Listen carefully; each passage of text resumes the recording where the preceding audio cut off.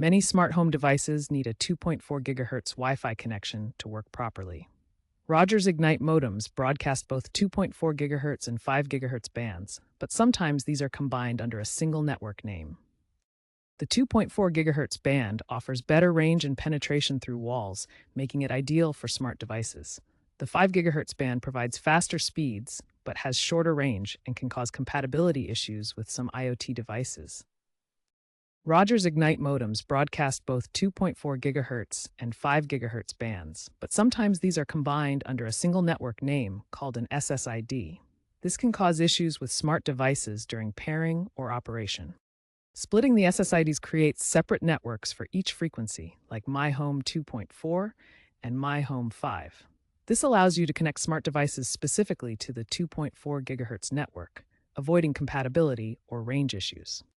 Since the Rogers firmware update version 7.3.1.5, released in October 2025, splitting SSIDs is easily done through the Rogers Ignite app or web interface.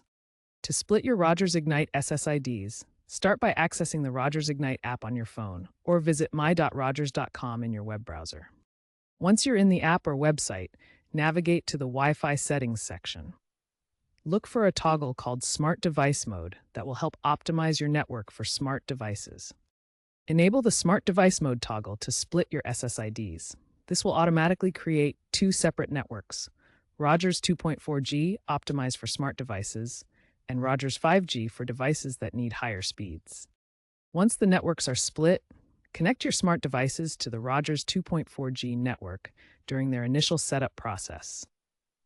Follow the specific pairing instructions for each device. For optimal security, make sure WPA3 encryption is enabled in your Wi-Fi settings. This modern encryption standard helps protect your network and connected devices. If a device still struggles during pairing, try moving it closer to the modem for the initial setup. Once pairing is complete, you can move the device back to its intended location.